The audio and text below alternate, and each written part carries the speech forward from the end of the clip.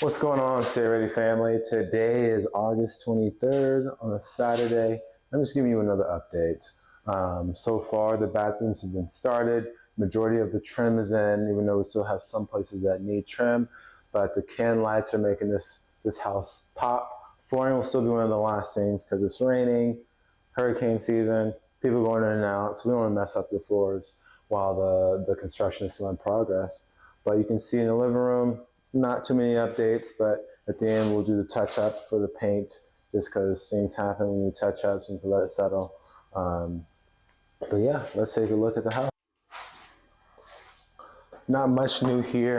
If you remember, we had to pull out this trim because from here to in front of me, all that is a new addition to the house, and we couldn't make this look good. So I had to pull out, put new drywall, put some new corners in, and then we'll, mud, paint over it.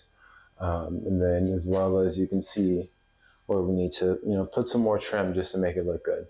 So we do have to move a little bit of the electrical because the house is old and that's just what needs to happen. However, it's the little things for me that make the house pop. I will learn. I haven't done a flip since like 2021. I've done multiple properties since, but flips are not it. But we'll have to, refine the little details when it comes to when you are doing a flip. Right now, I know what to look for. If I want this wide box trim, I need to start looking at the outlets to make sure that if we do need to move it, we need to account for that in the budget. And if it's worth it, right? Can we find a smaller trim in order to do so? Yeah, let's move on to the bathroom, which is a quick turn. So I'll let you see inside. The one thing that we need to account for is this window. So since there is a window right here, we're gonna have a glass. We're gonna have a glass shower. It is important to realize that you don't want to be naked while people can easily see you from the outside. So we do need to account for that. We'll put a 30-inch vanity here. Obviously, we'll put a light in here. I don't know if the light is... Oh, that's not horrible, but yes, it's nice. You can't see, but let me show you what's going on in here. So this Schluter, I highly recommend the Schluter. It's like it's around $500 at Floor & Decor, and Home Depot has it. I don't have the best discounts at Home Depot, but this saves you multiple days, right? Because it's just an easy system. And it gets things done fast. They got the Durock, obviously. They got the mud in. You can see my fancy gold fixtures for the shower head.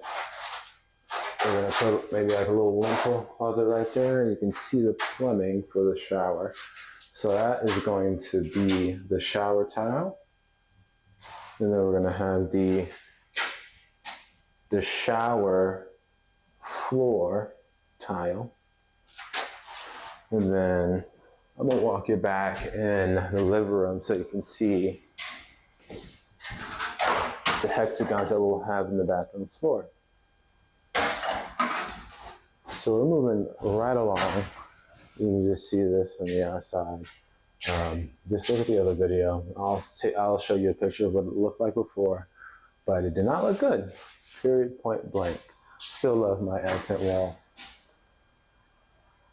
So you can see in here, I'm gonna set you down for a second. So you need to get a door here. Most of the air is going out of this bedroom to my right or behind me. So we'll put a door right here and do a little vent system in the back so the house can get more air versus all this room. However, that's not too big. Just get a slab door, make it open. And then you can see the tile that I chose for this bathroom floor. Not too expensive, but one thing I didn't account for is how much tile is, right?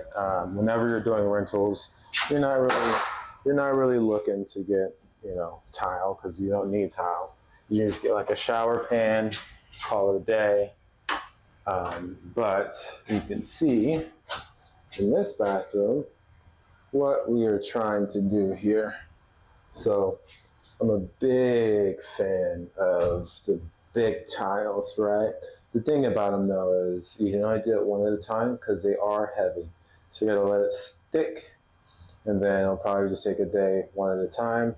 However, you just take your time, wait a day, and then it's fine. With the Schluter, we save some time, and then we can make, we'll save time on other things because, while that's settling, you can just easily work on other stuff like the trim, touch ups.